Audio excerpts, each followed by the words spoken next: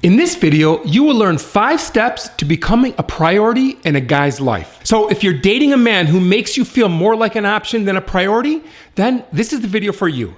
Don't go anywhere because we're starting right now.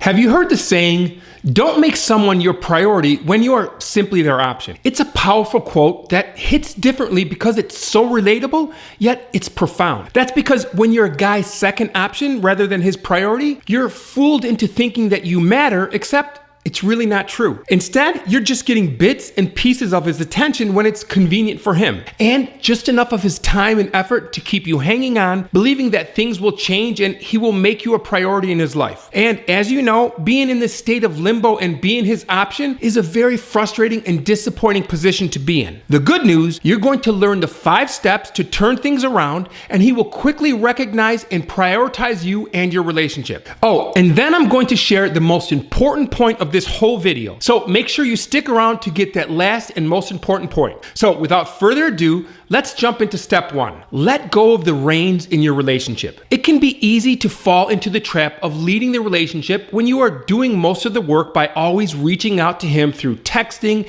and calling and planning dates. And this becomes a problem because this pattern of behavior could actually be doing more harm than good, and it subconsciously sends him the message that you are an option and not a priority. This is where step 1 comes in. It's time to stop being the one initiating communications with him. Please note, I'm not saying that you should ignore him or stop communicating altogether. I'm simply saying it's time to take a step back from always being the one who initiates the relationship. This means that you won't be the one to text him and call him first. Instead, let him take the lead. This step accomplishes 2 things. First, it will help you determine whether he has been seeing you as an option or a priority. Because if you've been the one who has been constantly reaching out, then he hasn't had to put in the effort to initiate because you've been doing it for him. So when you stop initiating, he should immediately notice and pick up the slack. The second goal that this step achieves is that it gives him the opportunity to appreciate your value and importance in his life. You have to stop doing the heavy lifting and simply let go of the reins and see what he does. And when he does reach out, it's important to make him wait before responding. The urge to respond immediately can be overwhelming, especially if you've been waiting to hear from him for a while. But taking your time before responding sends the message that you're busy and not just waiting by your phone for his attention. Patience and a little self-control can go a long way in increasing his yearning for you. By letting go of the reins, you're creating a dynamic where he has to work for your attention, and that can only lead to a stronger, more meaningful relationship. Step 2, become scarce. Becoming scarce means that you are not going to be so available to him whenever he decides to spend time with you. No, when you become scarce, you are only going to see him or spend time with him when he prioritizes and reserves time with you in advance. And this step is particularly crucial when he seems to only make plans with you last minute when it's convenient for him.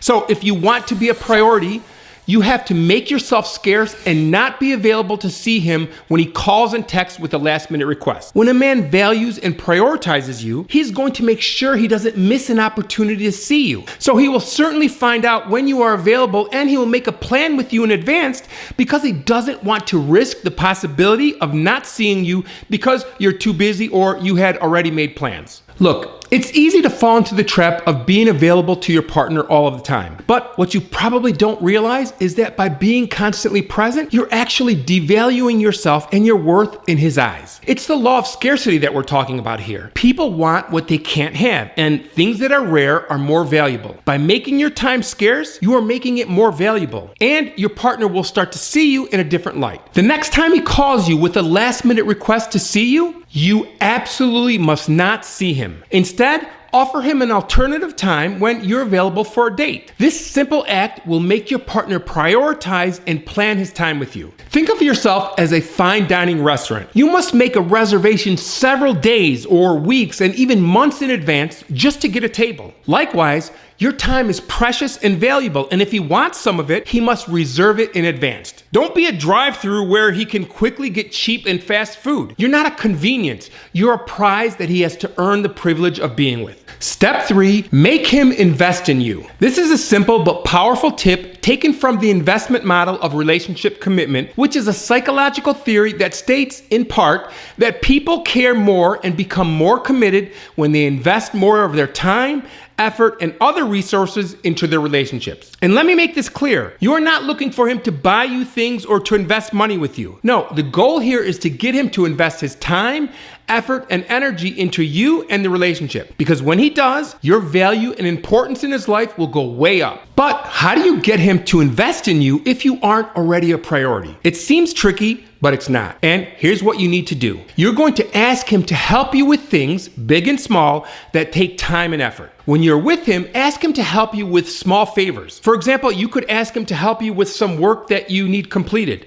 or ask him to help you where you work together on a task that you need to have completed. Ask him for favors and don't be shy. If he cares about you, he will be happy to do them. And if you are not a priority, but he agrees to help you or to do something for you, strangely, he will care about you and prioritize you more as a result. And another way of making him invest in you, find common interests that you ask him to participate in. For example, instead of watching football with him all day, ask him to binge watch a show that you will both enjoy. And when he loves it, you now have something more in common, and he's invested more time and energy into you and the relationship. The more he invests, the more he will like you as a result. It might seem counterintuitive, but trust me, people appreciate and value the things that they work hard for. This step is essential to making your relationship a priority, so find a way to incorporate it. Step 4, prioritize yourself using the pedestal principle. The pedestal principle involves treating yourself as if you are the most important person in the world and engaging in behaviors that promote happiness,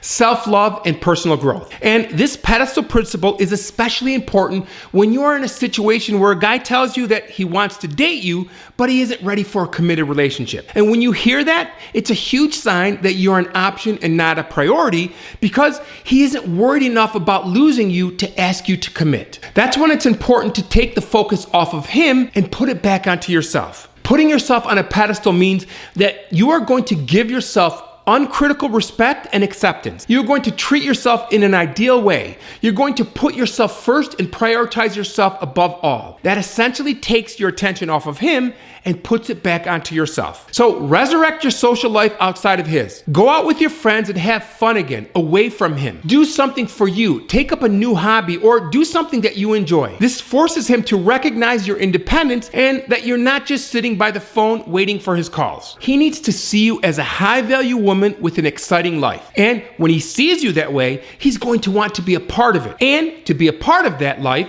he has to make you a priority. Oh, and use social media to highlight your fun and independent life. Sometimes you can use social media to your advantage by indirectly showing him that you have an independent, full, and fun life apart from him. So let him see this new independent you via social media. Step 5, settling is not an option. If you want to be a priority and not an option, he must know that you aren't willing to settle for anything less and that you are not here to be anyone's fallback plan or second best. You know what you deserve and you won't settle for anything less. So allow him to feel the fear of losing you by showing him that you are prepared to walk away from something that doesn't align with your values. By doing so, he will realize the true value of having you in his life. And that brings me to the most important point of this video. If you spent some time doing all of these steps and you find that he still isn't prioritizing you or the relationship, then he's actually not meeting your expectations for a relationship, and that's just not good enough for you. Because again, you know what you deserve and you won't settle for less.